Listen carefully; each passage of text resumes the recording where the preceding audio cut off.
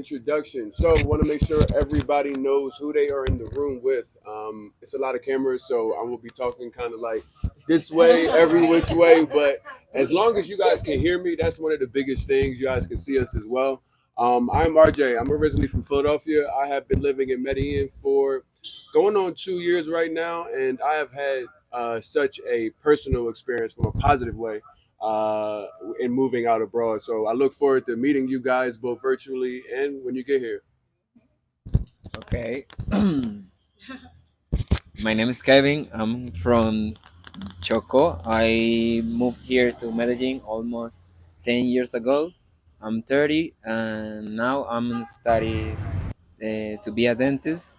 And yeah, I think that my experience here in Medellin has been great. What up? What up? This your boy DJ Cat in the building. You feel me? ATL, you already know. So I've been in Medellin off and on about 4 years, I would say. And absolutely love Medellin because it's so close. You feel me? But I have been to other countries, but Medellin just got something special. You feel me? So especially when you start seeing people that look like me, because for so long we've been told they look like something else, and then we see our Colombian brothers right here in that city. You feel? I'm like, wow, that's crazy. So yeah, I've been here on and off about 4 years. Love Medellin, DJing, and I also own this beautiful bar that we in right now. It's a juice and herbal bar, and I also have oxygen bar. So yeah, that's what me. That's me. Awesome. Hola a todos. Me llamo Jasmine Maria. I'm very excited to be here. I just got to Medellin like a week ago, so it's crazy to be like in conversation with everybody. So I'm from Indiana originally. I lived in New York for 8 years. So welcome. I am Mary. I am from Chocó. Like Kevin is here in Colombia, so we are Afro-Colombians. I moved to Medellin in 2021. Yeah, 2021. That's it. I'm an artist, and I'm so excited to share this space with you.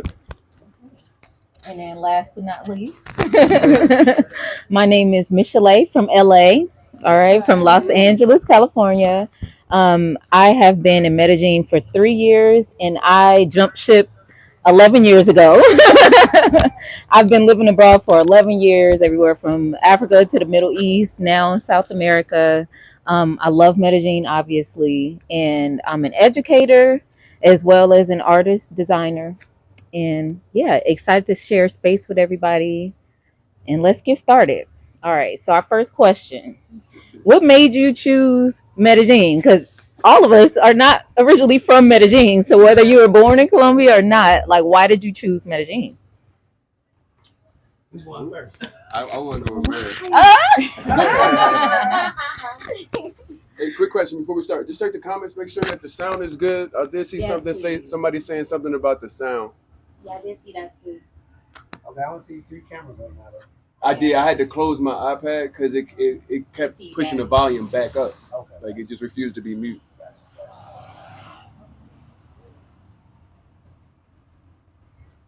So somebody said double audio sounds like an echo. Yeah, that's why we should be good now that last one was on the that last one is off. Can y'all hear everything? Somebody give me some positive feedback. Yeah, see. Somebody said better. Okay, Okay. good. So Mary, what brings you here? Talk to me. Okay, so I choose Medellin because I used to live in my hometown, Mhm. but there is not like great opportunities for artists. So I decided to move to Medellin because it's not as big as Bogota, Yeah. and the weather is good, and there is a lot of things to do here. And if you are trying to start a business, Medellin is a good city to do it. That's why. Solid, solid. Yes, you're the newest one here, so talk to me. You just got here. What's it Yeah, like? that's right. Let's see here. So I have to say this. I had never visited Medellin. I had been to Cartagena. I love Cartagena. As a black woman, I felt very proud there. But it's way too hot for me. I was like, nope, that's not it. when I visited though, I didn't see myself starting my living abroad journey here. I always thought I would start in Mexico. When I went to Mexico City last year, I was like, this is it. Of the places I've been in Mexico, this is where I want to be. But then I started to get the feeling that like maybe Mexico City was like a lot like New York City, right? So I was like, no, I want to be somewhere completely different. Then I watched a YouTube video by Picky Girl Travel. She's in Mexico, and she did a video with Monica, who moved, I think, either from Miami or Atlanta to here. And she mentioned in the video that her rent was like $600 or $650 a month. And I was like, oh, okay, word. Like, I'm going to check out Medellin. And so that was kind of the first, like, inclination that I had. And then I just was doing research. I would talk to people, and they loved it. So I was like, all right, this is where I'm going. So that's kind of my journey to Medellin so far. Welcome. Thank you. I guess let's start the other way because I think I went first last time. What made me choose Medellin is that's still up in the air because it's so many places that you can visit here in Colombia. Not only Medellin, because I've traveled to Asia, I've traveled to the Caribbean, I've traveled here. Here by far has the best weather though. By far has the best weather. But when it comes to a lot of things to do, they have a lot of things to do, mostly eating.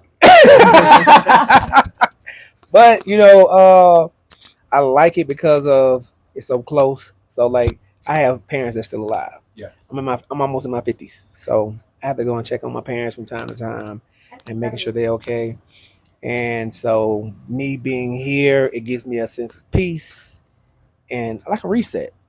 With like us as Americans, we come down, we got to reset. So this gives us a opportunity to reset and then think of things that we can do to make our situations better. So us being able to have the opportunity to meet sisters and brothers like yourselves, because that's one thing that Afro Americans like to do. Soon as we go out of the country, what the black folks Where are my on people? top. You mean? So me being in Medellin has really been a blessing and also helped me to step outside my comfort zone. So yeah. Okay, well, the reason why I moved here to Medellin was because when I finished my high school, I have to take that decision of what will be what I have to do with my life, and I did one of my dreams is be a dentist, and I start to search information where I when I can study ontology, and I only have two options: go to Bogota or here in Medellin. And obviously, Bogota, the weather is not Right.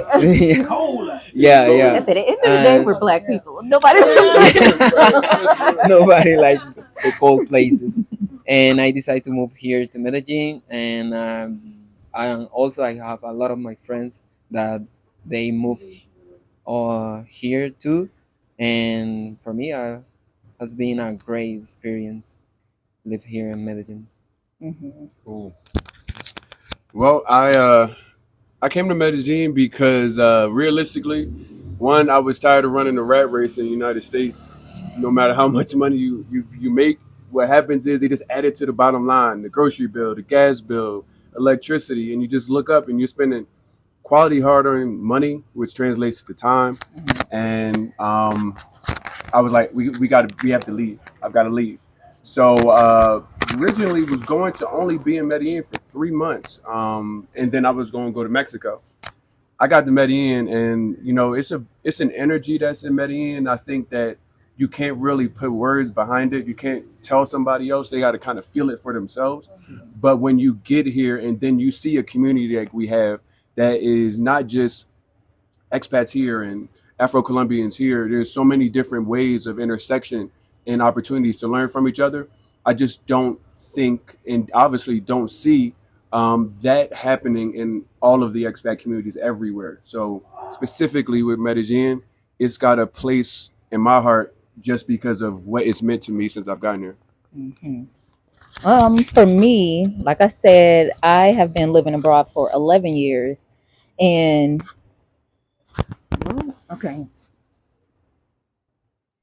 yeah, I've been living here for 11 years, in Medellin for 3. And when I came here, I didn't necessarily plan on leaving where I was. I was living a beautiful life in Doha, Qatar.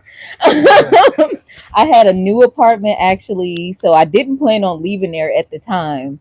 But I actually came out to Colombia in another city for a retreat.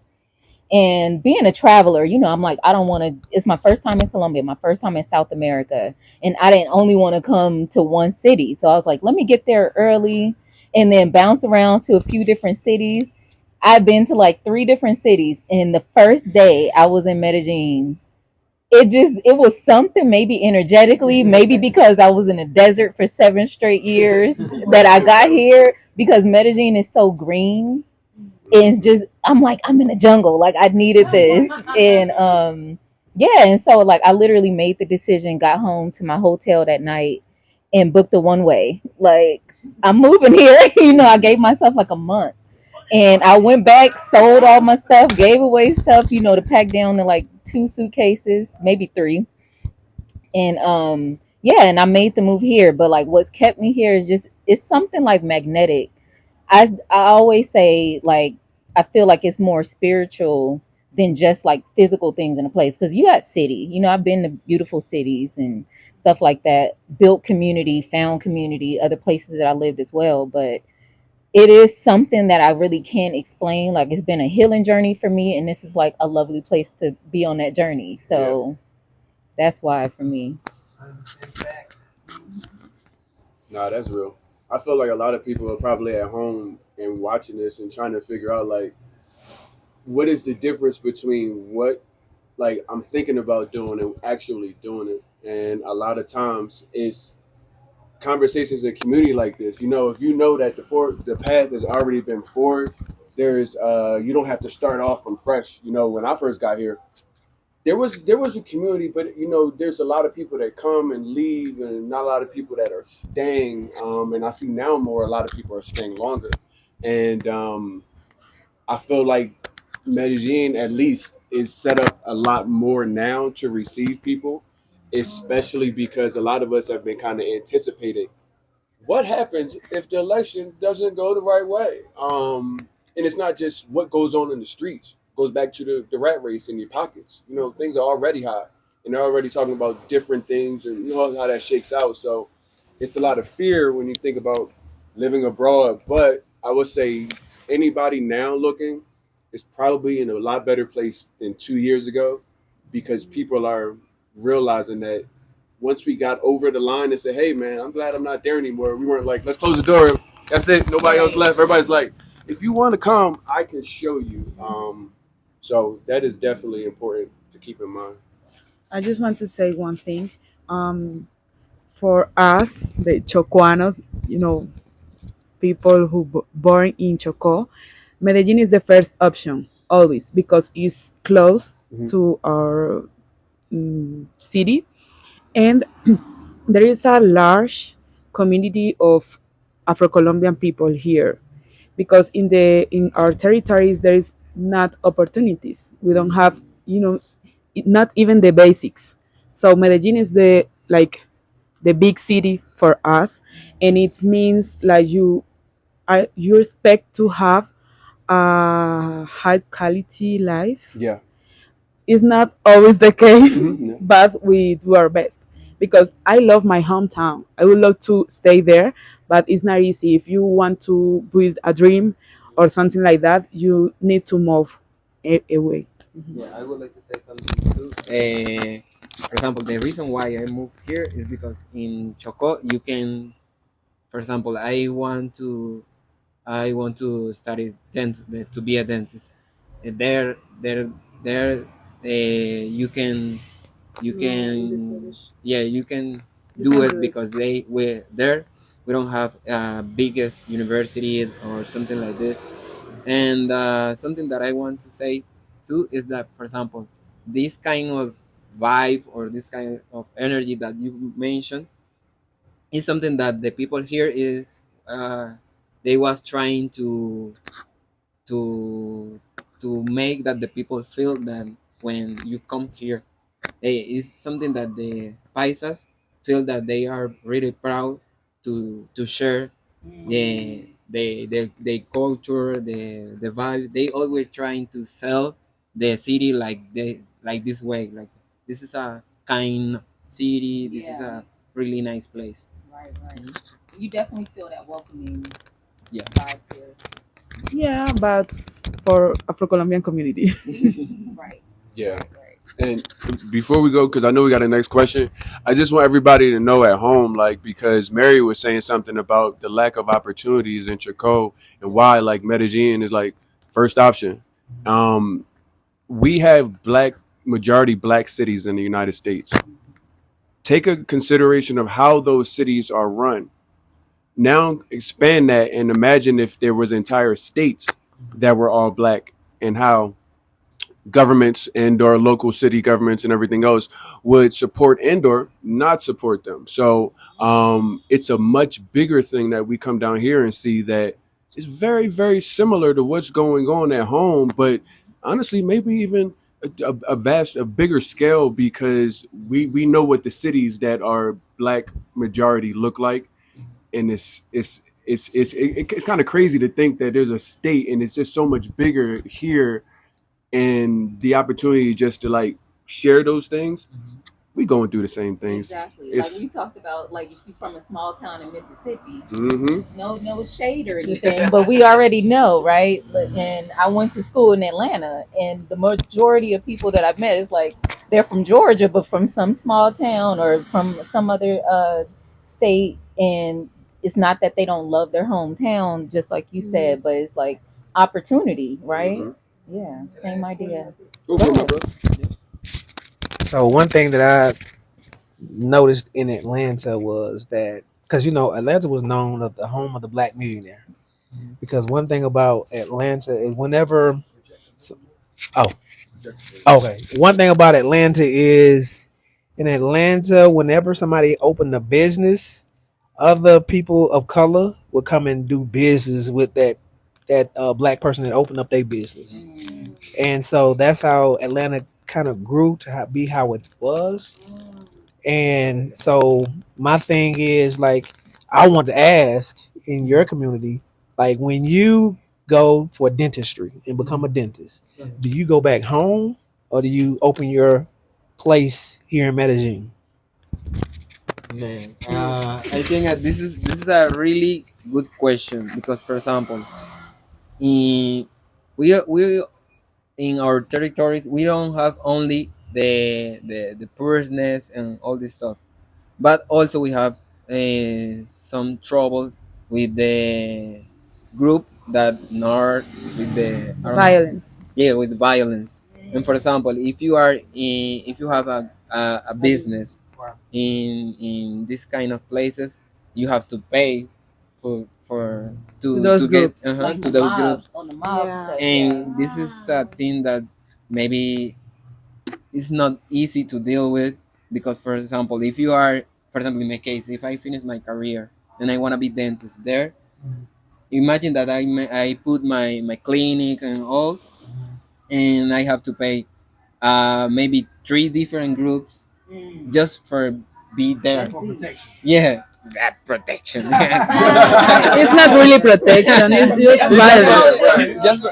just for be there, and I think that this is one of the main reason why Colombia. Yeah, welcome to Colombia. yeah, I think that this is one of the main reason why a lot of my friends or a lot of the people that finish The career. her career here, they decide to stay here Okay. because it's not Right. Oh. it's difficult. Yeah. And you want to be able to help your community. Yeah, Go it's- back and have a I Yeah, would dentist. love it's- to, but I made the pace with the fact Yeah. that it's not my generation Mhm. who will fix that. We Wow. can do our best. We can try our best, but it's a huge problem. It's not It's easy for bigger than us. us. Yeah, it's bigger than we think. Yeah, yeah. It's bigger than us. And like you than said, you we. just said like your generation may not be the one to do it. So it Mhm. is it's a process. So it's Yeah, not it's like a process. one person or one So group we that have to have do the our answer. part. That's Yeah, it. exactly. Yeah. And what I sent you last night is just running right through my head as you Uh-huh. said it, because I sent something to Micheleé last night that it said that just Colombian, not Afro-Colombian, just Colombian. If you are born into poverty, it takes 11 generations to get Yeah, out of that. 11. That's At least. just Colombian.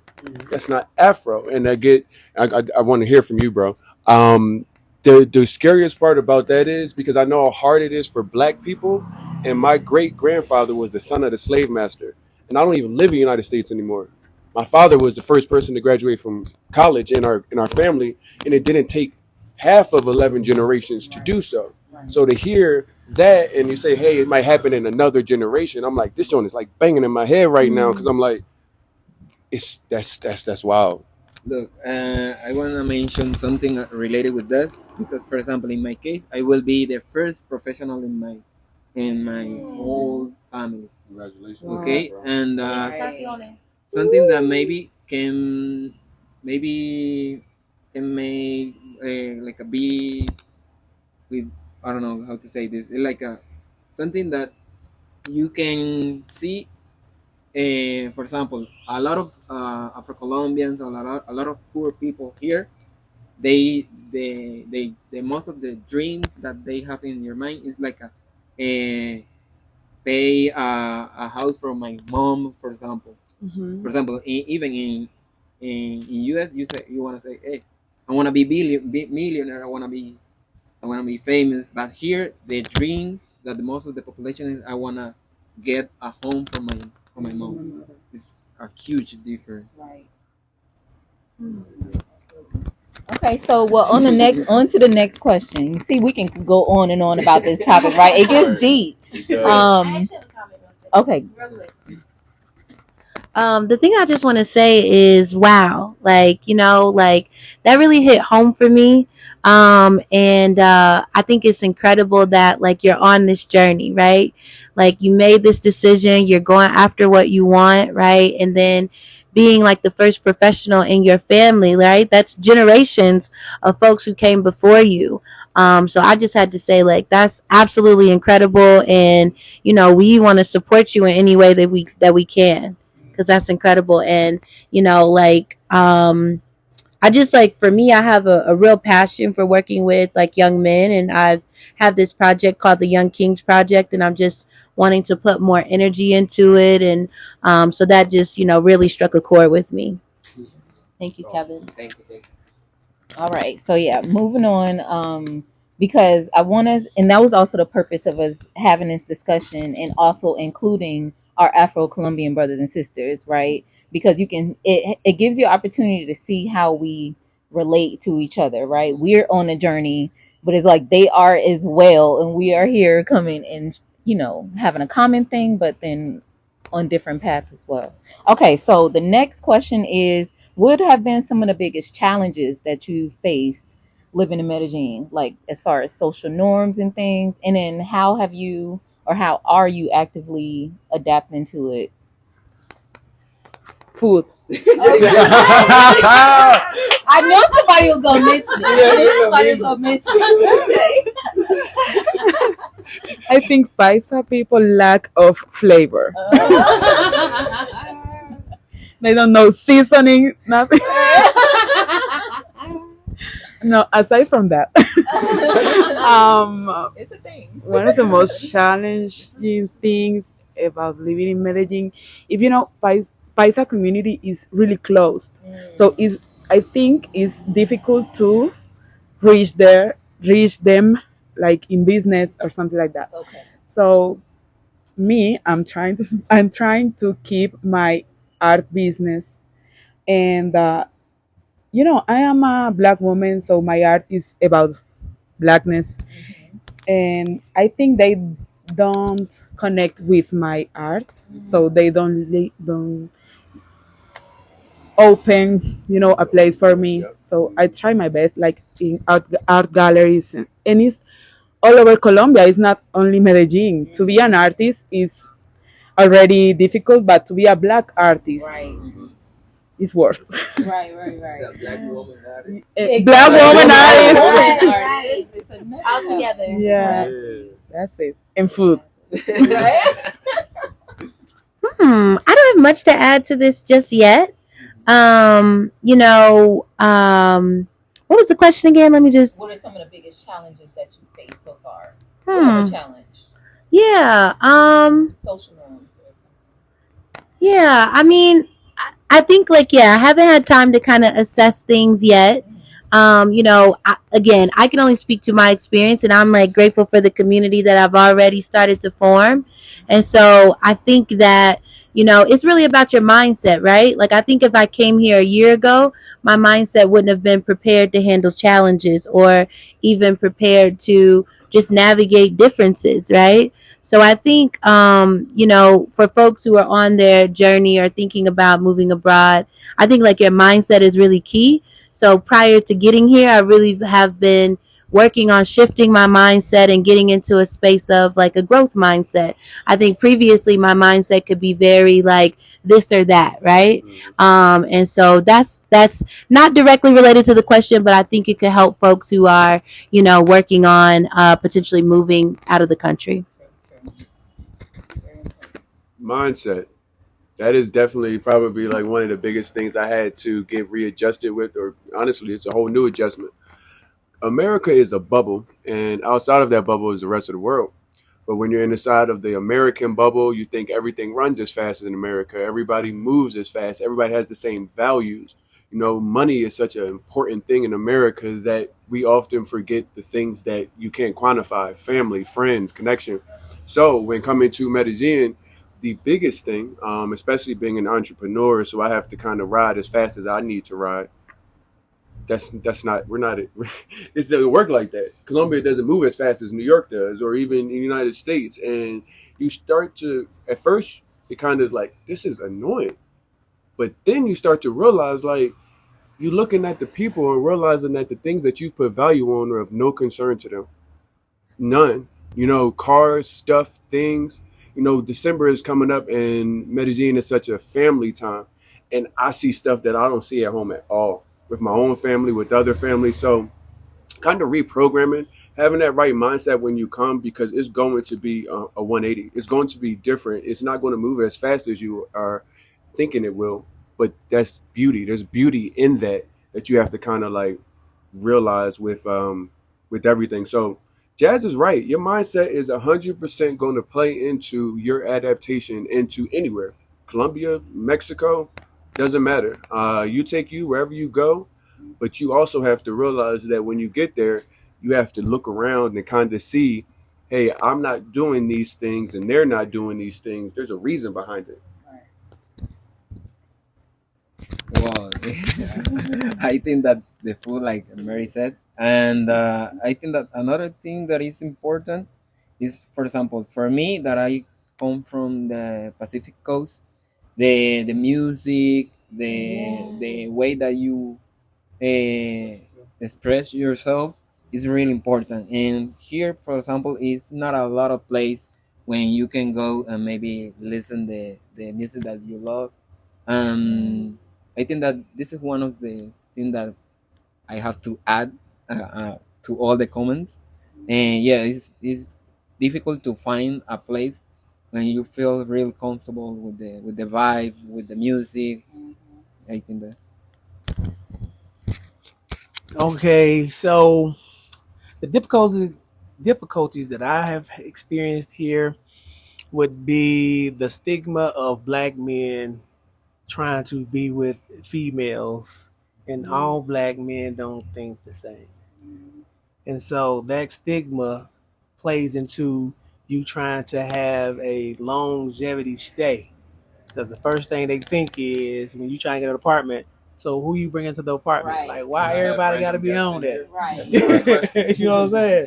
Like, can I just be here? You So we have that stigma. And then the crazy thing about that stigma, it didn't even come from our race. It started from the other race. But we get blamed for what they do. And so it causes, I guess, a break in understanding what everybody's purpose is. And so, and the first thing people think when it comes to African American men is that we are ready to just throw money.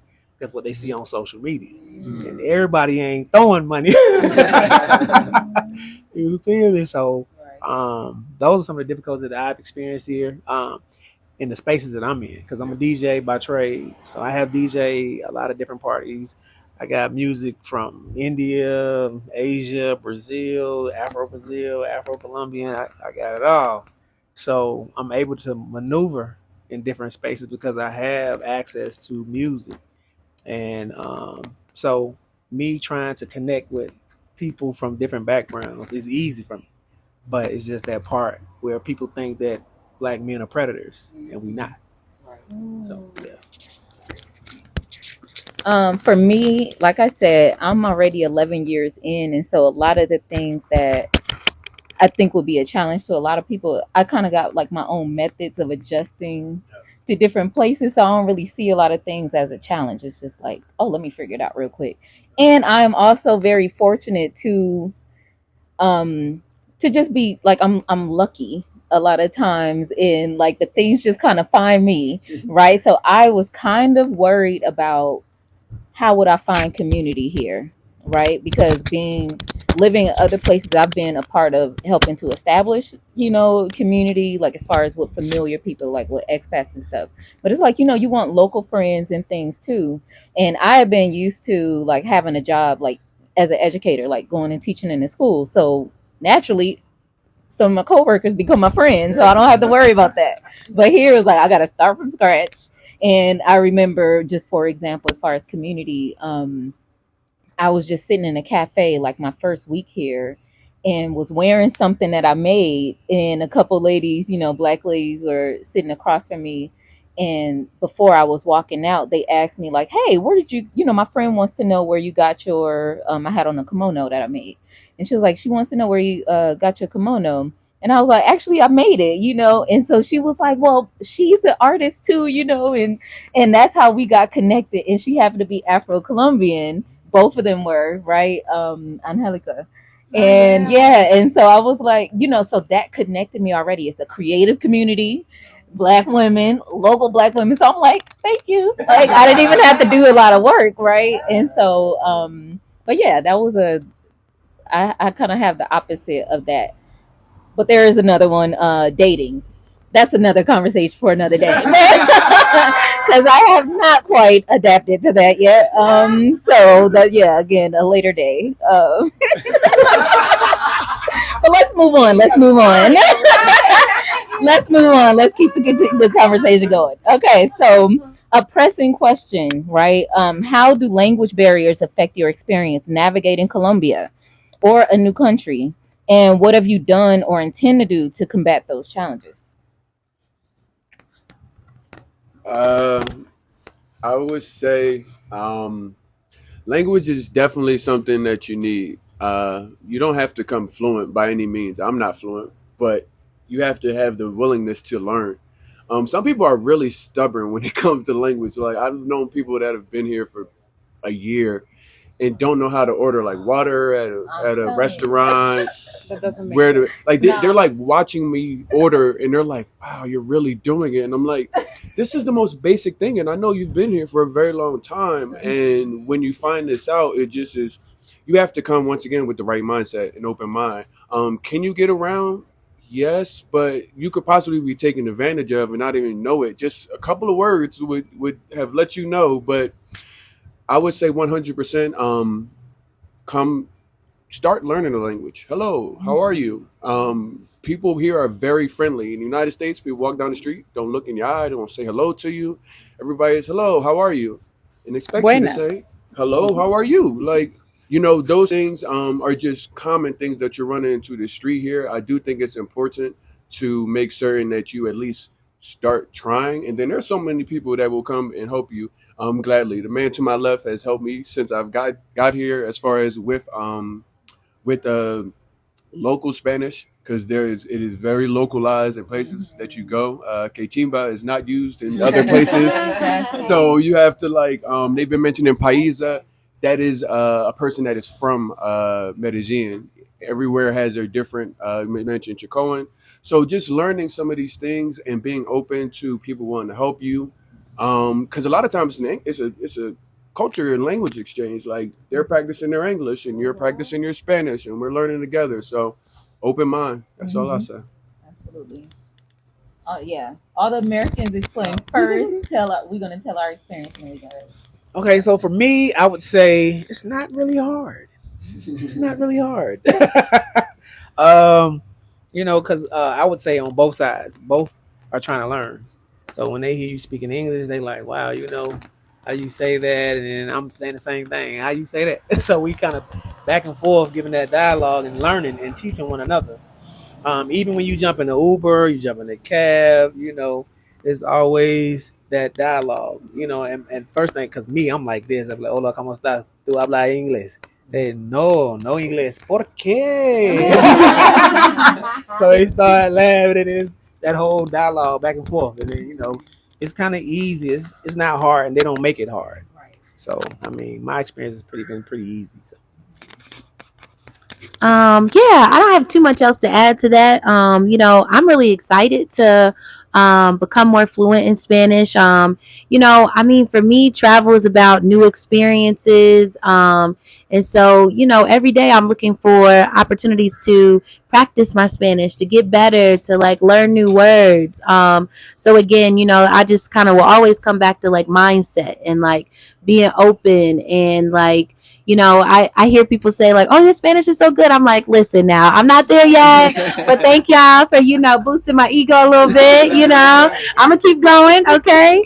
But yeah, no, everybody has been so kind in terms of like helping me learn new words and new expressions. So I'm very, very grateful. And just, I really want to be, maybe not fluent, but like, very strong in my conversational skills, throughout my time in Medellin. Like I'm looking forward to like getting to that place.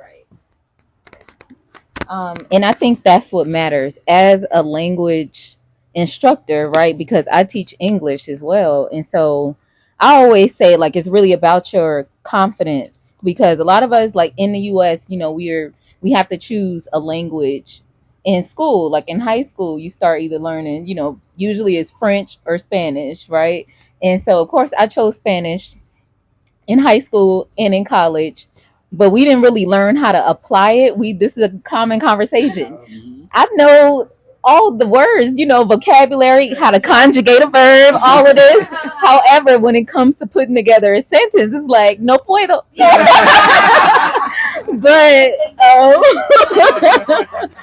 But a question on how you what you intend to do. I knew that I wanted to start, at least let me get a little conversational class. I actually took a conversational Spanish class, and that helped because it was like relevant information. Like I'm not on. What was that? Is it Duolingo? Duolingo, yeah. It's like I'm not about. Listen, where am I about to see a horse eating a croissant? Like, give me a real conversation, a real topic that I can have. Learn how to say suitcase. Like, and so that's the thing, and so I really love the opportunity to be able to apply it, like learning, like I said, getting friends early on. Also, my neighborhood is super residential. I have a bunch of elderly Colombian neighbors. And so they like, I'm not, even if they can speak a little English, because there's a few of them that I've discovered since knowing them, like, oh yeah, I lived in Miami for 15 years. Oh, I lived, and so I'm like, you can, but you gonna sit up here and let me struggle. No, but it's cool because like living in a residential neighbor, like the ladies at the bakery, hey, Micheleé, as soon as I come out the door, the people at the store, my neighbors, they invite me over, for holidays and stuff. And so being in conversation with them often. And I tell like my Colombian friends when we're hanging out, like, speak more, in English to me. And it has been an experience, like being in an Arabic speaking country, for example. Like it is a thing, like English is like a universal business language. So more so people want to practice their English. And that used to be a challenge of like, well, when am I going to get an opportunity? When is it going to be my turn to learn, to practice my language? People always want to speak to me in English. However, here it's like you can have the complete opposite experience of like, no, you're here, you're going to speak Spanish, or I'm not learning English. You know what I mean? It's like, so I think that's good in the sense where it kind of forces you in that position to learn more. I don't know how people end up coming here over 13 years and you ain't learned a lick of Spanish. Like, I don't get it. Even like I recommend to people to say, like, to use what you have. And I think, like I said, coming back around to my original point is your confidence and really using what you have. So if you only know gracias, don't sit up here and you in a local restaurant, whether you're visiting or you're living here, wherever you are. If you can say thank you or please in that local language, use that. And I promise you, it gets you a lot further, right? Because they'll be more open to, you'll get like a lot more opportunities. Like people will be friendlier. But like you come here, we talk about the folks, who go around the world believing that everybody should adjust to their culture no matter where they are. We can't come here. It's very easy for us to become the same colonizer, right? It is so possible. So just use what you can, like do what you can, use what you have. For our Afro-Colombian sisters and brothers here, what do you think about African Americans or people in general coming here to Medellin or coming to Colombia needing to learn Spanish when they're here and speaking it? Well, Like, yeah, I think that is always is necessary, and I think that happen a lot of things related with the things that you are mentioning about the colonized or maybe the superiority vibes that is like I'm from US and you have to figure out how to understand me. And it's in the opposite way because you are the new here.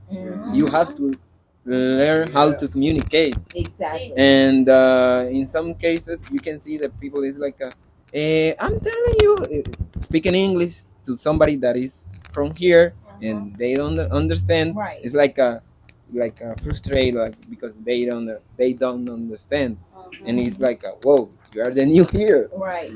and I think that Right. yeah, but how Roger said, you have to come here with your mind open because we the most of the people here will be friendly with you if you want to learn, and even if you don't know the language, you can learn how to communicate. If you say I need this, just make signals or something like this, you can start to learn. And yeah, I think that it's really important to come here with the different mindset. Absolutely. What do you think? I think being able to communicate is a powerful tool. So if you are traveling alone abroad, you need to learn at least the basics of the language. I used to live in France, and I was at times so frustrated not being able to speak, what I had on my mind, because I was starting. So I was like, I'm very smart in Spanish, but I can't communicate in French as I want to. They didn't think of doing. But what helped me was to work and be, with French people. So I tried to not stay all time with Colombians or people who speak Spanish. I had the privilege, because I think it's a privilege, to study only Buenas tardes. Buenas tardes. To study Colombia. I see you're doing something, but So I had the privilege to study only with French people, so I had, the facility to learn the language. But yeah, for me, communication is power. absolutely. Because if someone is insulting you, you are going to be able to answer. Exactly. You need Spanish to tell someone off if they need Exactly. it. I'm with you. Right. And I think also my last piece on that is that for safety, right? Yeah. Like how would you explain if you're in an emergency situation? How do you explain I need help. I need help? What do you need help with? What Where do I, Yeah. and that's not only in trauma, but like, but a lot of times it is related to that, right? Like, because, and to address this point is that people hear a lot of bad news happening, right? Doesn't happen to everybody. We are all here safe and sound. But in cases, I think people set themselves up where they don't even, you can be getting set up with people right by you and you have no clue because you don't know what they're saying. Like you know what I mean? I think it's just, like basics, like you said, Mary. Everywhere that I've lived, I've at least learned the words or phrases, how to get home, like how to buy the food that you need to eat. You got to eat to live, right? Like, so, like you said, with water, just the basic things. It's just important to know something, right? Save your life.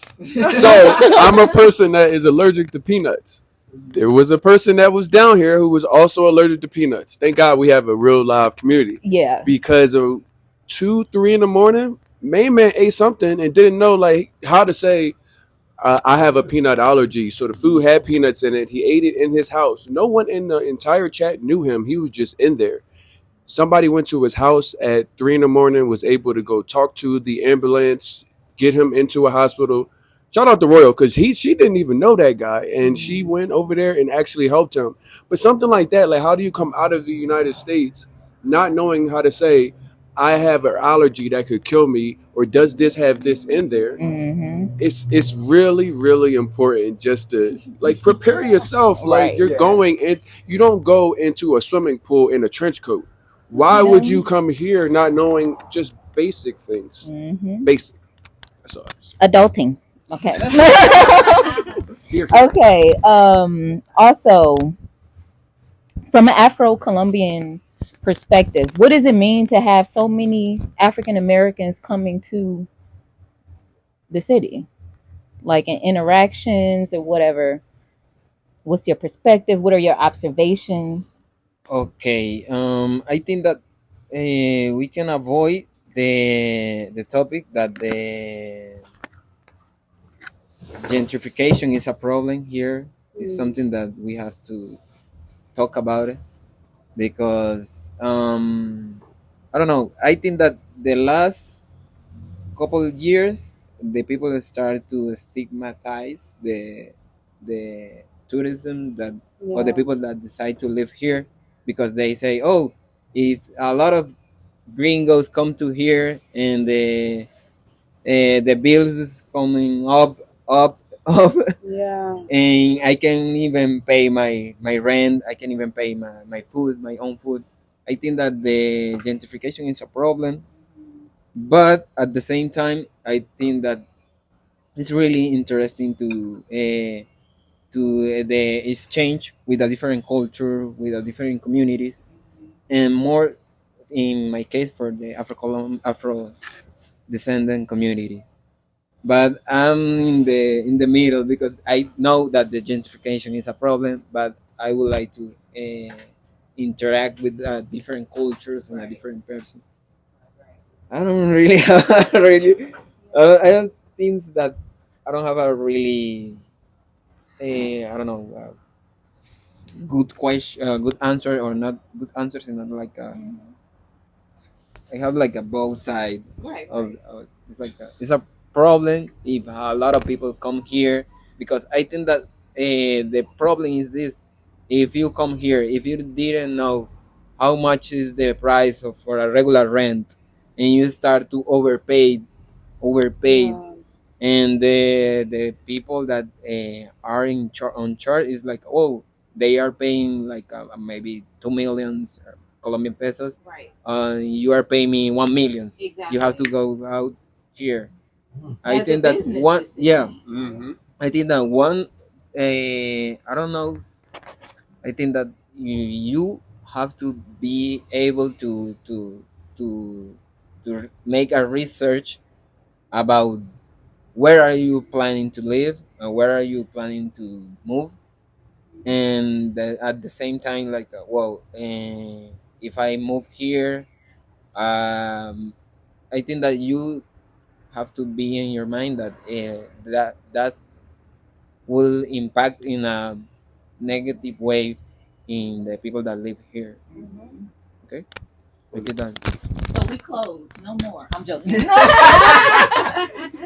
Not at all. No. I think gentrification is not only a matter of you; Mhm. it's a matter of government, Right. and because it's not fair that you have to pay more just because you have dollars, you know. So I think we all need to find a balance, because I understand you are moving here because you want like peace and things like that. Like racism is a different thing in the States. In Colombia, we have racism also, but it's different. It's not um, easier or something like that. It's just different. Um, so I'm glad you find our country attractive to came here and to ¿cómo digo sumar? O como contribuir. Contribute, yeah, to our economy development and things like that. And I love to share, culture. I'm a social person, and that's it. I'm not against Afro Americans or just gringos or foreigners coming to Colombia. I just think it has to be in a respectful way, because as a woman, I have experienced like gringo men thinking that we are prostitutas. Prostitutes. Yeah. I was with my friends at Provenza. We decided to hang out. It was Women's Day, so we dressed pretty, and we were there. There was gringos, like white gringos, and they asked. No, they didn't ask. They yell, como nos gritaron, yelling at us like prostitutas. Yeah. Wow. And we was like, we can't even wear heels in Provenza because everybody's going to think we are prostitutes. So that's sad. I think it's had to be in a respectful way. Right. You can come, but be respectful, please. I have a quick comment on that. I want to make a comment on this too. Yeah, go ahead. Yeah, no, I mean, I think we've all been speaking to like awareness, right? I think that like when you travel, when you move abroad, like awareness is so important. Like being aware of your privilege, being aware of like, the community, what's here, what's happening already. I know for me, I'm always thinking about like how can I contribute to the community, right? I don't want to just take. I think that the colonial mindset is just to like take from places, right? So I think that's really important. And like even as someone who just moved here recently, I'm already thinking like, how can I support Mery? Like when she was talking about what it's like to be a Black woman artist and things of that nature. I'm like, okay, what do I know from my experience as a business owner that I can potentially contribute? So I think there are big and small ways to contribute, and it's so important for you to come in like with that mindset. Oh, so my piece that I was adding was a lot of Americans that come to this country already don't have a lot of money. They come with what they have, and then they try to have that experience that they have just for that little time, and then they go back home and not thinking about the Americans that's actually here long term. Yeah. And the other thing was politics or politicians, black politicians in Colombia. Now, how often do they, I guess, address issues in the Afro-Colombian community, Or try to advocate. or try to advocate for, or try to create opportunities? And, Yeah. I mean, I don't know, because I'm supposed to answer that as y'all, because we don't know. Because see, in the states, we have a lot of Afro-American politicians, but when they get in office, they change. Yeah. They don't stay consistent. So Same I didn't know here. if y'all had the same. Same here. I think that, for example, in here, I think that is worse because, for example, if you have somebody that always live in the person, if you have the opportunity to get the money, you get a power position, and they decide like, okay, I got my own things. I don't wanna Okay. work Right. with anybody Right. for anybody, and this is really a huge trouble because, for example, if you know about if you start to learn about the politician here in Colombia, they, for example, in our regions, you always see the same families in The the same same families. positions, in the same Doing uh, nothing. doing yeah, doing Nothing, nothing, just earning money. selling the land, selling Stealing money. stealing money, selling the natural resources. For example, we are from Choco. We have the most beautiful land here in Colombia The most because rich yeah, we biodiversity. have different It's beautiful. rivers, we have the ocean, and we have a lot of minerals Like gold, like gold, like a lot of gold, silver. a lot of But for example, woods. they gave the permission to multinationals and all this stuff, and they took the mineral, they took the money, but the money is just like You didn't see Very the development in the Mhm. territory. Yeah. So if you are rich, in resources, but we are not rich in quality life, in things like that. We don't have. Very It familiar doesn't make sense. conversation. Like we see that a lot around Africa. Yeah, Right. the same. It's the Same same. thing. Venezuela, they have oil. Yeah. America the same way. We don't have any more resources. They took all the resources. Right. So now America's just dry. So now Sure. people leaving, trying to find those. We're gonna move on, but one thing I will say this. You talked about being respectful. We gotta tell people how to be respectful because most people don't even understand what that actually means. Kevin touched on it a brief amount. Tap into communities. Getting out of the United States, you'll realize that mostly everybody knows each other in a travel community. Like, and if you don't know them particularly, your friend that is a travel person, they probably know them. Because when you go and you ask how much do things cost, when I talk to my friends, they're like, "Well, I pay $5,000-$6,000 a month in mortgage." I'm like, "Yo, you can probably get something like that, like a way less." He's like, "Well, what if I want to spend five?" And I'm like, "Don't come down here spending five, trying to pay $5,000 a month." That mentality of America leads to extreme gentrification, not just presence. Right. I'm talking about the prices. And once you make money and you see that there's a money to be made, you don't close that door and say, "Well, I'm going to go back to what the old numbers used to be." Right. It never resets. So knowing how much things cost, that can help with gentrification. Our presence is automatically, you have to be respectful of that. But doing things that we can do to help the communities that we're around, actively being a part of the communities, being spending. Do not come down to Colombia. This is not Mexico. This is not Jamaica. This is not DR. I don't want to see anybody with greenbacks in their pockets trying to give them the locals, because all of that influences what the actual local wage are, who gets the correct help at restaurants and those things.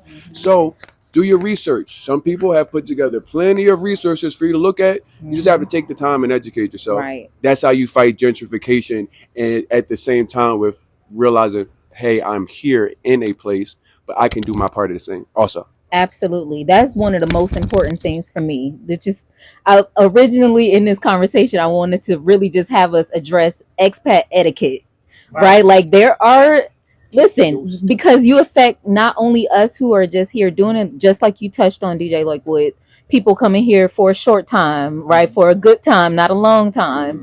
There are people here who are here for a long time, right? And people who are from here, that these things that you do definitely influence and impact our lives, right? So there are definitely things that we have to consider. And I was just sharing with RJ a thing. I have people, right? And I don't think that is a bad intention. They don't know how they're negatively affecting, right, people. So for example, that mentality of like, I can spend, when I go vacation in Jamaica or Mexico, I can give them US dollars. Oh, they like US dollars. Or people think because the US dollar is worth more, that local people would appreciate it more.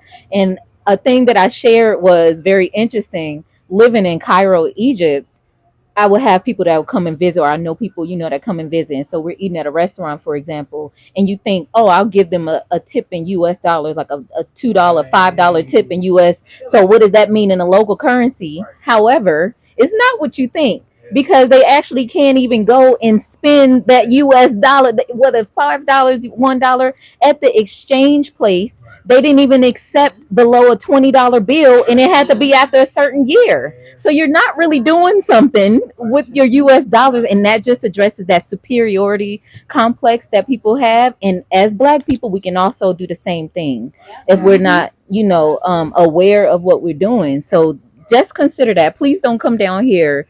Try to exchange you actually get a better rate a lot of times if you exchange your money at the bank before you get here, right? You can use the ATM when you get here, but don't try to come down, everywhere you go.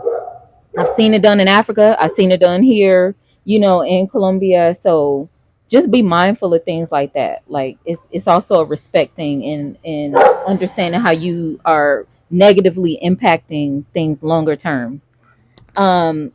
The next question: how would you describe the richness of Colombia's Black culture to someone who has never visited?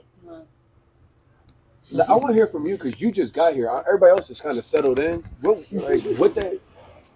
Yeah. I spoke to this a little bit before. Like in my experience, well, I'll say this too. So my travel ethos is about discovering Blackness wherever I am, right? So I've traveled to other Spanish speaking countries before, and primarily to Spanish speaking countries. So when I was in Cartagena, like I mentioned, I really went there to explore Palenque, the first free African town in the Americas, right? So I knew about the rich history and culture, and I have to continue to say this. Like, as a Black woman, I felt so proud to be in Cartagena. I saw Black women represented in art. I saw Afro-Colombian culture represented. I learned that the the vice president of Colombia is an Afro-Colombian woman. There were all of these things that were just like, there's really something here. There's something to learn more about, right? And then I think just as I was doing my research on Medellín, although it is different culturally than Cartagena, I could see that there is some Afro-Colombian presence here. So I'm just really excited to explore that here in Medellín, but also to go to the Pacific Coast. Also, just to experience Blackness in a variety of different ways, right? In the music, like you talked about, in the dance. I recently was talking to an Afro-Colombian woman, and she told me about a dance performance group called Sankofa. So I'm really looking forward to exploring that. I'm just open to learning, what's here and how to embrace Afro-Colombian culture. Me? Sure. Magnificent. It's magnificent. We have, the Pacific coast and the Caribbean coast, and we have similarities, but there is also difference, and the difference can be quite intense and huge. But that's the diaspora. We are all Black. We share the same source, but we have our particularities. Mm-hmm. And I'm so proud of being a Black woman, Say a that Black a little bit Afro-Colombian louder, please. woman. Say that loud. I'm so proud of being an Afro-Colombian woman. My Blackness is one of my muse to create art. So my art is all Afro-centered, and so it's my way to share with the world how proud I am of my culture. Love it. And I think it will be really sad to come to Colombia, being an Afro-descendant people, came to Colombia and not to connect with our culture. It's a must. You need to do that. It will open your mind, and it will make you feel proud to be Afro-descendant. Yep. Yeah, that's it. Yeah. That's 100% real, because when I first got out here, and nobody really. I hadn't come to Medellin as much. Most people were familiar with me being in Cartagena, so they were used to seeing black people in Cartagena. However, when we got to Medellin, where's that English club? So every Thursday out here, they have English club where the Afro-Colombians and the African Americans get together, share language, food, fun. Just a good time. And I got there and I remember posting, and people were like, "It sure is a lot of black people down there. I guess it's a big group or something." I'm like, "These people live here. They're actually Colombian," and they were like, "What?" Like they didn't know that because I guess from outside, like I feel like Afro-Colombians, they're not a lot of like shine on them. I hear you look at Brazil and places, and it's like it's so many black people there, but all the pictures of the Brazilians are like light skinned people. And when I got here, and to be welcomed is something like you didn't know what you were coming for, but when you got here, you realized that that's what you were looking for and needed it because some of the things that Kevin and Mary and I have done together with just them telling me more about their culture. When we went downtown to Botero Plaza and we were sitting there and I was like, just going. I shared that story with Micheleé yesterday, and she was like, "What?" Idea. Like, it's so much history here. So many similarities. It'll run right up your back. We got Harriet Tubman. They've got their own version of Harriet Tubman. Like, the community literally is open if you come here with the right mindset. And I don't think a lot of people know that, which is 100% why we are actually doing that. Passport Bros, whoever it is, the 1%, they get a lot of shine, and they're not the majority. More conversations like this that show what it's really like here. Not that it's $40 bottles in the club, and not that there's girls on the street or whatever is the hook on TikTok or wherever. Realistically, there's an entire portion of the Afro diasporan community that is welcoming to you, and it will blow your mind. In San Andres, whoo, when you come, that's the only place I've been to where you go and so they took slaves from Jamaica over to San Andres Island, and essentially they speak English Creole, and you would think that you were in Jamaica, but they're Colombian, and they've got locks and everything, and there's so many different portions. You can go to Chico, you can go to Cali, you can go to Cartagena, and you're going to get a different vibe, but all the same love. So please bring yourself. The cookout is happening. That's right. I think I had a funny story in France. I was like doing touristing and a guy, a Spanish guy, approached to me speaking Spanish because he doesn't speak French, asking like I don't know direction. And I asked him in Spanish, and she told me, "Oh, you speak Spanish." And I was, "Yes, I am Colombian." "Oh, there is Colombian people, Afro people in Colombia." I was like, "You took us there." How do you know? That was ironic. The world doesn't know we are here. They doesn't know there are black people in Colombia, not even the African people. I remember a lady, I used to work in a supermarket, and a lady was all happy, telling me, "Oh, where are you from?" And I told her, I am from Colombia. And her face changed, like, because he can't even imagine that there are black people in Colombia. That's so crazy. Representation for us is really, really important. So that's why it's important to have a vice president, a black woman as a vice president. Right. See, and she's like black. Yes. She's black. Yeah. Black. Original. Exactly. Right.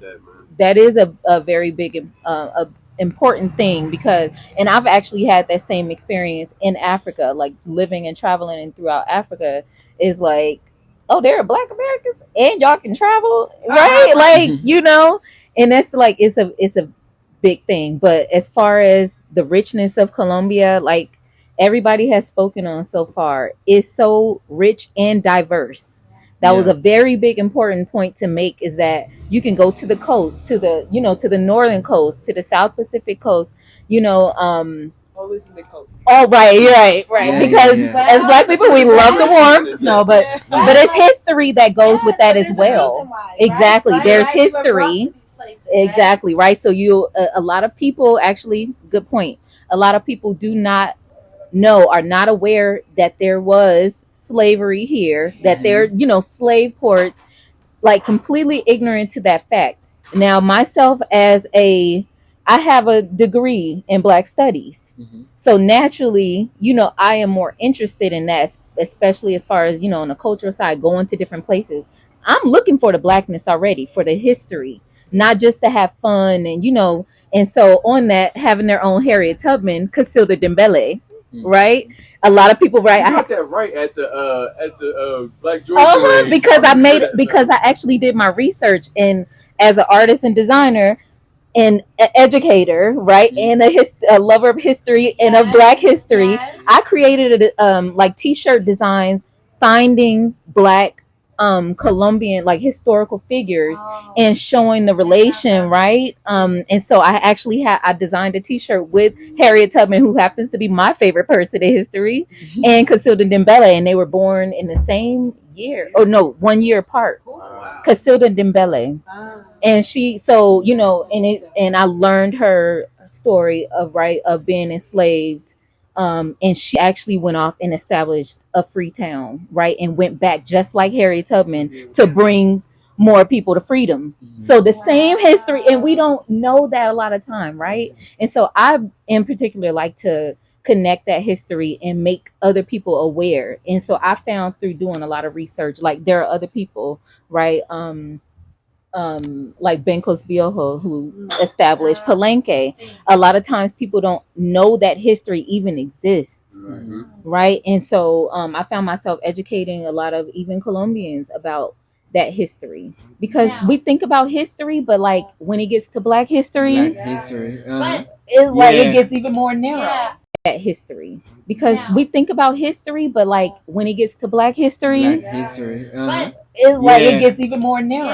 That history, because we think about history, but like when it gets to Black history, it's like it gets even more narrow. That history, because we think about history, but like when it gets to Black history, it's like it gets even more narrow.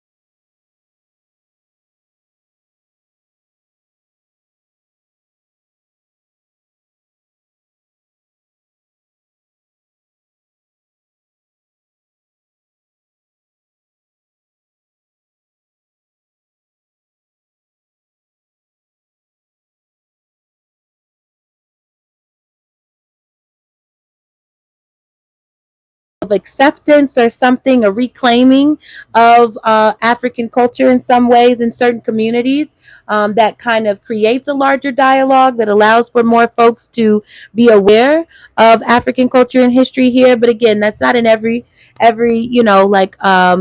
community. But I just felt that in my experience and also in traveling to other Spanish speaking countries, that there were a larger number of people who knew about Palenque than I would have expected. I believe so, from my knowledge and my experience. Now, like I said, I was connected early to Afro-Colombian community, right? Like I met y'all pretty early. A lot of people, like I end up introducing people, which is the next topic of like how to get in touch with the Afro-Colombian community, because a lot of times people get here and they're like, but where are the Black people? Like I see on your stories, on your video, you hanging out with like Afro-Colombians.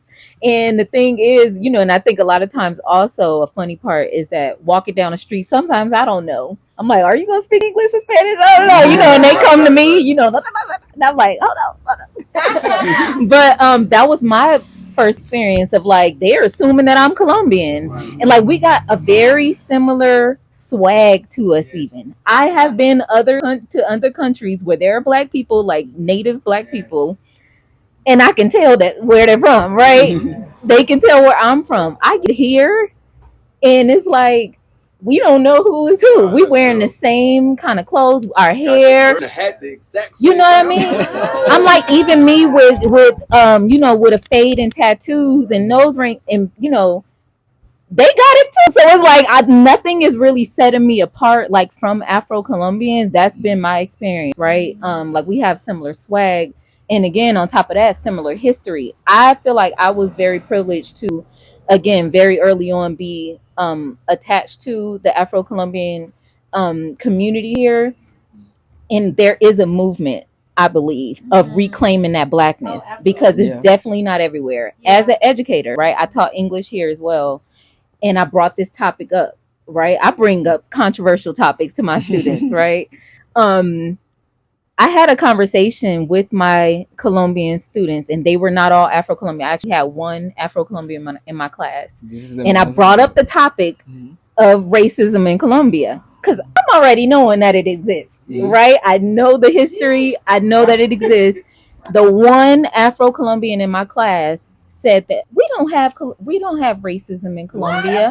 The one black man in the class. However, the other ones, they were like, we know the difference. We see they get treated differently. The salaries are different. The opportunities are different. Like we know that it exists. However, it was something very interesting, like that I learned as an educator, right? Of like the history not being actually, mandatory for people to learn. So even as Black people, I think it's a thing about it being pushed that, oh no, racism doesn't exist. Classism exists because you cannot deny discrimination. Right. You can't deny lack of opportunity and resources to people. So they try to name it as one thing and not the other. But it's like, come on now. We know what it is, right? So that's the thing. If like the community that I've been attached to it's a very proud African descendant, culture. Yes, and so yes, we are. You want to say your point? Oh. No, I was going to just speak on the Black Pisces. Nobody ever. I said, I want to speak on the Black Pisces. Nobody ever really talked about Black Pisces because my experience with Black Pisces, it's like at first being here, you ask the Pisces, they like see, but they normally white. But when you see a Black person, you like Tuco Choco, no, said me Pisces. See. Yeah. So it's like, dang, okay. And so when they get the cooking, oh my God, Black Pisces, they can throw down in the kitchen as well. So I was like, yo, this is crazy. But what I'm saying, just the experience and knowing that there's different groups of Afro-Colombians. Yeah. Because you always first thought would be Quito or either Cartagena. But then you hear about the Cali, then you hear about the Buenaventura, then you hear about the different coasts of Afro-Colombians. Then you hear about the ones in Medellín. It's like, wow, I didn't know. So that was my my thing as far as the Afro-Colombians here in Colombia. Somebody else got a comment on that, so we can go to the next. Okay. So the last question is, since we just talked about this, right? What kind of opportunities are there in Medellín for cultural exchange between Afro-Colombians and African Americans? And let me say, you mentioned the cookout is here. I myself, being a person who is aware of that and like conscious about bringing people together and spreading the knowledge, right, and trying to bridge those gaps. Because myself, as an Afro descendant coming to Colombia, my intention is to also connect. And I created a cultural cookout, a cultural exchange cookout. And it was beautiful. Tell the people how it was. I eat a lot. My plate was like my dish. Yeah, like, it was a lot of fun. A long time. That was the thing. It was like the intention, right? Like, so the background of it, like, I was like, we need to have this cultural exchange. We're not just here to party. Right. We not, and then people also have the comment about the food. I'm like, but hold on, you didn't have all the, right. You didn't have the Afro-Colombian food. Mm-hmm. And so the intention was to bring some staple African-American cookout foods and some staple Afro-Colombian foods. And then we had, Chef Diorlin, who I was introduced to through my Afro-Colombian friends. I had her, tell us about, some of the dishes we went through. She named me some of the dishes and explained. And then she had a beautiful presentation, even of the history of some ingredients that are used even from Africa. So it's like they are in touch with their African roots as well, and understand how a lot of the foods, how everybody got like rice and beans kind of thing. Like we got a dirty rice and jambalaya and and this and that. And so she was actually able to present that, those cultural elements and history background on those dishes. We also had the games. We talked about bingo for Afro-Colombians being we it's the same energy as spades. I'm telling you, black people, how we are with spades and dominoes, Afro-Colombians are with bingo. And I experienced that. And so I'm like, more of us need to have this. So yeah, and that's our intention of bringing events. Like I do events and have workshops and programs and things like that. Even have I have a camp for Afro-Colombian children as well. And so like the point is to intentionally try to connect our cultures. So yeah, what are some other opportunities to like for us to be in touch? Like what are ways, organizations that we are Well, I was thinking because, for example, I was showing the city of Roger, and I was explaining him about in which area of the city is located the Afro-Colombian community. It's the most, and for example, if you come here, if you pay, I don't know, for a trip or something like this, you all the most of the hotel and the fancy places will be in Poblado or Laureles, and the black people doesn't live there. So you won't find them there. Yeah. Nope. Yeah. Downtown, Moravia, Yeah, you have to go Aranjuez, for a neighborhoods. neighborhoods where the black people live. And something that is interesting with the thing that you said, that for example, here is a lot of people that are maybe like a first generation that they live of her family here in Medellin, but his parents are from maybe Quibdó, maybe from Urabá, and they it's most common that you can see some things like you see that, for example, they didn't recognize himself like I'm a black person, or maybe they didn't know about the black history because they always live here.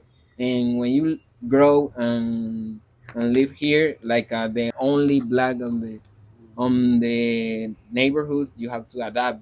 Maybe they start to like reject the The blackness, blackness. and this is sad, but it's something that happened here. Yeah.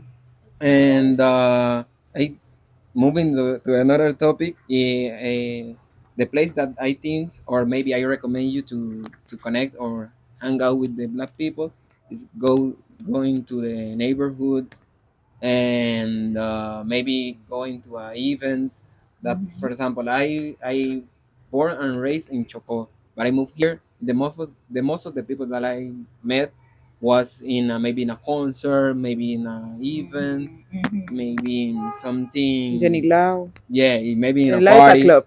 Maybe in a party, if you know a friends, your friends has a lot of friends, and they invite you maybe maybe a dinner, and we can make a food, and you start to connect with a lot of people. And Okay. um, there is original culture.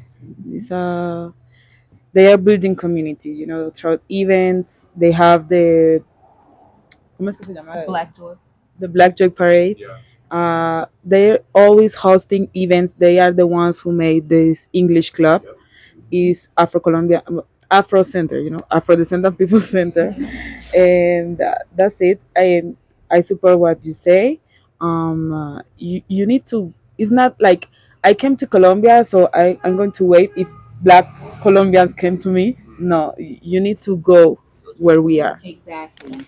It's something interesting that maybe you can know. It's like, for example, if you came here with dollars, if you spend a lot of money, if you go in a place, luxury place, or maybe a place with I don't know, maybe the agency recommend you like, oh, this is a good place to go to the party, but it's for us will be a expensive place, and you will not be or not see or connect with the Afro-Colombian, because the most of the Afro-Colombian people hasn't their resources to go to this kind of places.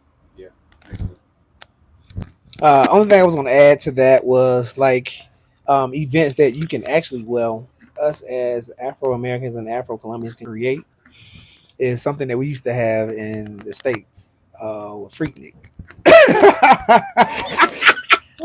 But I'm just thinking of original the Freaknik was college. It was like a big cookout, college festival.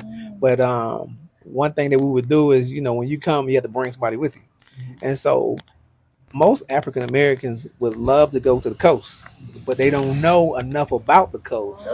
And then the first thing they hear about is the dangerous parts of it. But us traveling in groups, we don't have no fear. So it's like we can actually create a festival for African Americans and Afro Colombians to come together to the coast.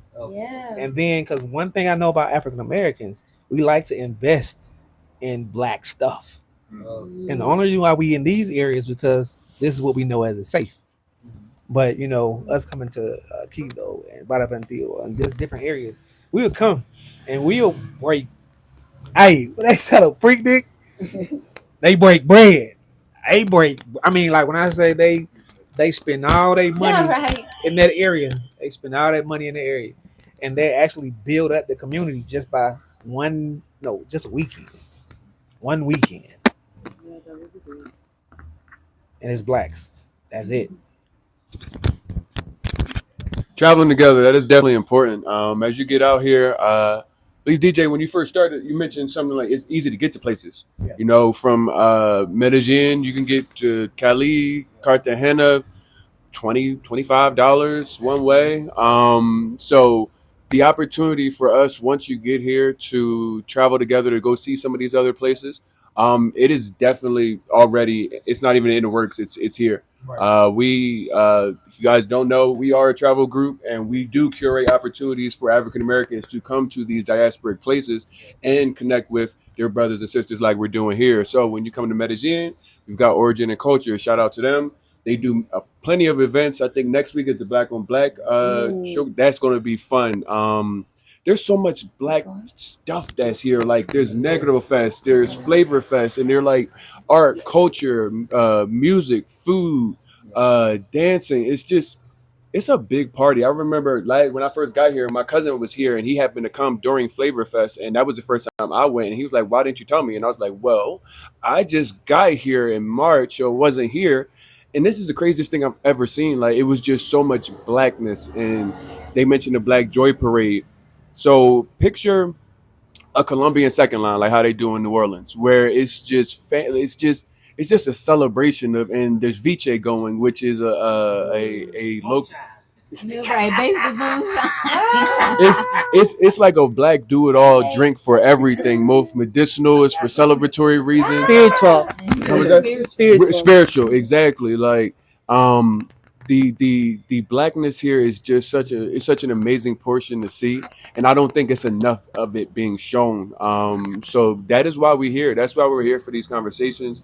Hopefully, somebody learned something. Somebody felt like, you know what, maybe I can do this. There are going to be a number of other conversations that we'll put together based off of topics and feedback, things that you guys want to know, things you guys want to hear about, give you some opportunities to come out and visit us.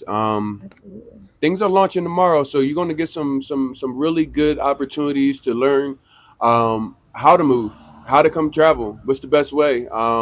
There's a Black in Medellín Colombia chat, so get tapped into all the resources that we've put together for you. I'm excited to see so many new faces, and be a resource that even if you come for a little bit, just know that we got you. Like what they say what does Issa Rae say? We got y'all.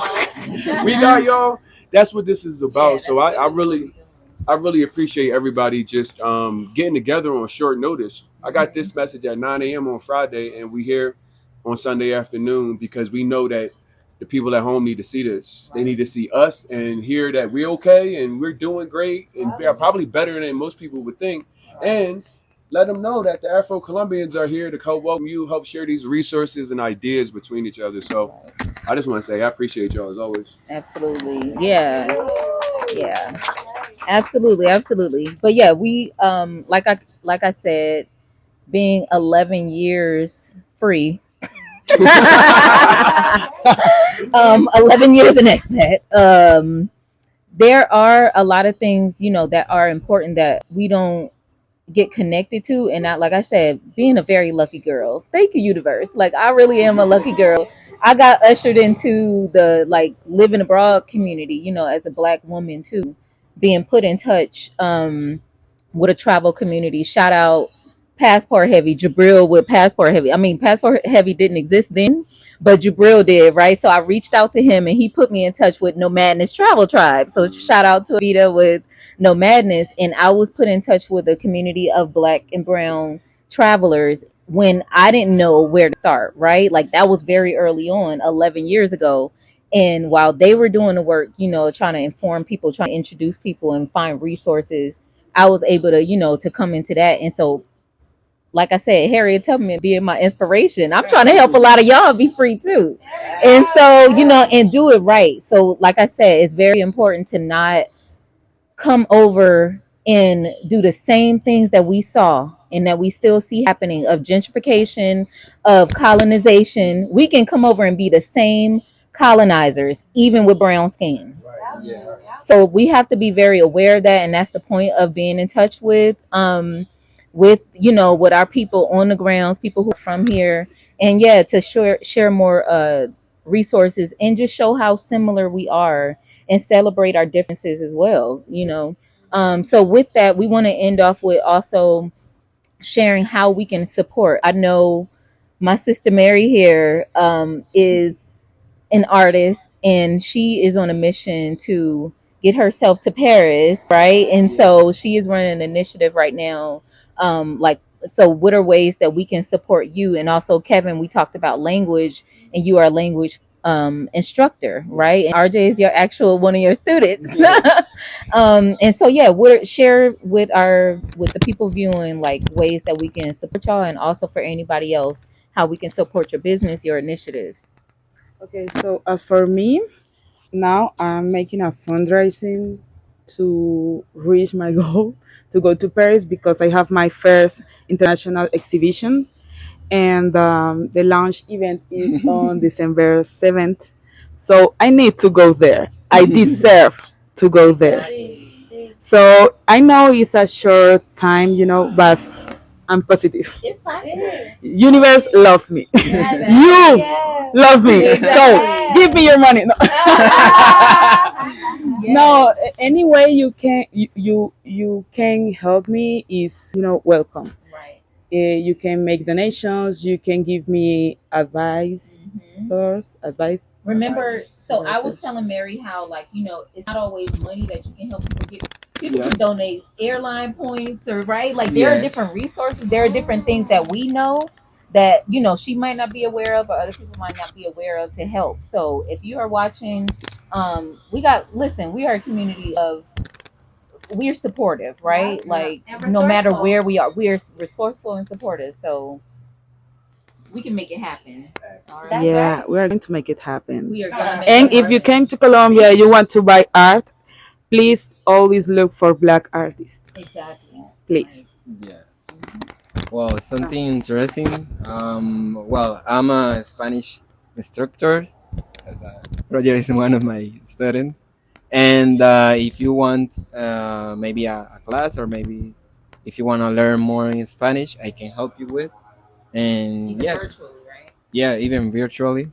And yeah, you have my Instagram there. Everybody's social media is tagged in the comments. And Now I'm from Atlanta, so I'm an American. Atlanta. You already know what it is. You feel me? Atlanta, you feel me? So how you can support me is just donate. I'm not asking you to come and just partake and try some of my juices and so forth. But they're But delicious and I think They're delicious. Gracias. I have the samples, y'all. Yeah, right. Yes, but donate. The reason why I say donate, because I want to be able to help out young people in the States to have an opportunity to come and see this. Yes. So, a lot of times we don't have, especially now that we have a new president and we don't know what the city see this. Yes. So, a lot of times we don't have, especially now that we have a new president and we don't know what the city come and see this. Yes. So, a lot of times we don't have, especially now that we have a new president and we don't know what the city come and see this. Yes. So, you know, a lot of times we don't have, especially now that we have a new president and we don't know what the situation is going to be.